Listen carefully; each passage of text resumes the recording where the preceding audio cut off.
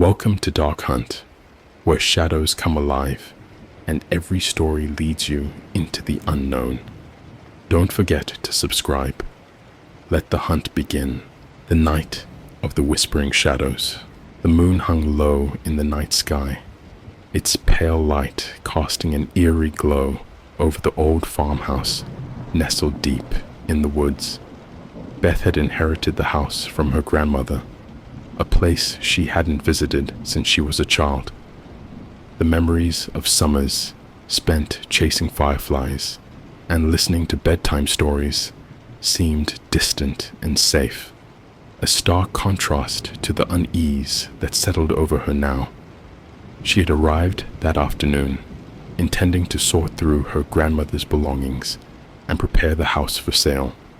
The drive to the farmhouse had been uneventful, though the last stretch of road, winding and bordered by looming trees, had set her on edge. As she turned the final corner, the house came into view, a silhouette against the darkening sky. Its windows seemed to glint with a faint, malevolent light. The porch sagged slightly, the paint peeling, but it was still the house she remembered from her childhood, almost unchanged, yet imbued with a sense of abandonment. Beth spent the afternoon unpacking and exploring. The rooms were filled with her grandmother's things, faded photographs, antique furniture, and shelves of books whose spines were cracked with age. She found an old journal in a desk drawer, but decided to leave it for later, feeling overwhelmed by the flood of memories. By evening, she was exhausted and made herself a simple dinner in the creaky, dimly lit kitchen. Outside, the wind howled through the trees, and she shivered as she locked the front door. The first signs of trouble began as soon as night fell. The air seemed thicker, heavier, as though the darkness itself carried weight. The shadows in the corners of the house stretched unnaturally long, flickering in ways that defied logic. Beth dismissed it as her imagination. The house creaked with the groans of old wood settling, a familiar yet unsettling symphony. She curled up in the large canopy bed of the master bedroom, the same bed her grandmother had once slept in. The quilt smelled faintly of lavender, a comforting reminder of her childhood, and Beth drifted into an uneasy sleep. She awoke to a faint whisper. At first, Beth thought it was the wind. The window was slightly ajar, and a chill had crept into the room. She sat up, shivering, and froze. The whisper wasn't coming from outside. It was inside the room. Beth! Her name, spoken in a soft, almost tender voice. It was so quiet, she almost doubted she'd heard it. Beth's heart began to race as she scanned the room. The shadows cast by the moonlight seemed to shift and writhe as if they were alive. The air felt charged, like the moments before a storm. She grabbed her phone, its weak glow illuminating the space. Nothing was out of place, yet the feeling of being watched was suffocating. Her breathing quickened as she noticed faint footprints in the dust on the floor. They led from the window to the foot of the bed, but stopped abruptly. She closed the window, locking it with trembling hands, and slid back under the covers. She tried to convince herself it was just the house playing tricks on her. After all, it had been years since anyone had lived here. The sounds, the whispers, they were just her mind adjusting to the unfamiliar setting. The whispering started again. This time, it was louder. Multiple voices overlapping, murmuring words she couldn't understand. They seemed to ebb and flow, like waves crashing against the walls. Beth clamped her hands over her ears, panic bubbling in her chest. When she opened her eyes, the shadows seemed to pulse in the corners of the room, shifting unnaturally. She leapt out of bed and turned on the overhead light. The room flooded with warmth, and the whispers stopped. For a moment, she stood frozen, her heart pounding in her ears. Beth spent the next few hours sitting in the kitchen with every light in the house turned on. She brewed tea and tried to rationalize what was happening. Maybe it was sleep paralysis or some half-dream state. Exhaustion would explain the hallucinations. She hadn't slept much the past few days, and the stress of sorting through her grandmother's things wasn't helping. She resolved to stay awake until morning and leave the house as soon as daylight broke. But the house seemed alive, watching her every move. The walls groaned faintly, as if reacting to her presence. Her tea grew cold as she sat at the kitchen table, staring at the shadows that pooled unnaturally in the corners. The clock ticked loudly, each second stretching into an eternity. But the house had other plans. The lights flickered once, twice, and then went out completely. Beth's breath caught in her throat.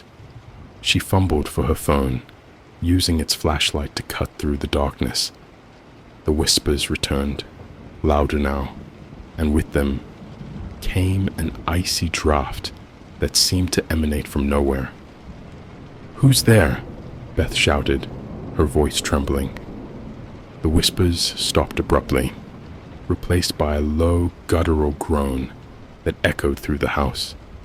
It sounded inhuman, as though the walls themselves were crying out. Beth backed into the corner of the kitchen, her phone shaking in her hand. The beam of light caught movement in the hallway. A shadow, tall and hunched, stood just beyond the threshold. It didn't move, but its presence was suffocating. Beth's breath quickened as the shadow seemed to grow, its edges bleeding into the walls and ceiling. She felt rooted to the spot, unable to tear her eyes away as the shadow began to shift.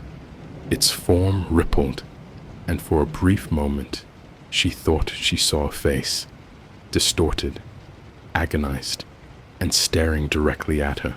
She bolted for the front door, fumbling with the locks. The door wouldn't budge. The air grew colder, her breath visible in the dim light of her phone. The whispers returned, now coming from every direction, their cacophony deafening. "Leave," one voice said, clear and commanding. Beth didn't need to be told twice. She turned and ran for the stairs, her only thought to reach the bedroom and barricade herself in until morning. As she ascended, the stairs groaned beneath her weight, each step an agonizing eternity. The whispers followed, growing louder, more frantic. Reaching the bedroom, Beth slammed the door shut and shoved the dresser in front of it. She huddled on the bed, clutching her phone like a lifeline. The whispers were now accompanied by a scratching sound, as though claws were raking against the wood of the door. The shadow appeared again, this time slipping through the crack beneath the door. It pooled on the floor, rising slowly to take form. "Why are you here?" the shadow hissed, its voice a chorus of agony and despair. Beth couldn't speak. She pressed herself against the headboard, tears streaming down her face. The shadow loomed over her, its shape shifting, writhing, until it was inches from her face. Just as it reached for her, the first rays of dawn pierced through the window. The shadow recoiled, shrinking back into the corners of the room. The whispers ceased, replaced by an almost deafening silence. Beth watched in disbelief as the shadow dissolved into nothingness, the room returning to its former stillness. The moment the sun was fully up, Beth grabbed her bag and fled the house, leaving everything else behind. She drove to the nearest town, stopping at a small diner to collect her thoughts. Her hand shook as she sipped a coffee, the events of the night replaying in her mind. She couldn't explain what had happened, but she knew one thing for certain: She couldn't stay in that house. Her grandmother's belongings, her childhood memories, none of it mattered anymore. She booked a motel room and spent the day contacting movers and a locksmith to secure the house. Determined to finish what she'd started, Beth stepped inside. The air was heavy, as if the house itself were exhaling around her. Shadows twisted unnaturally on the walls, even though the sun shone brightly outside.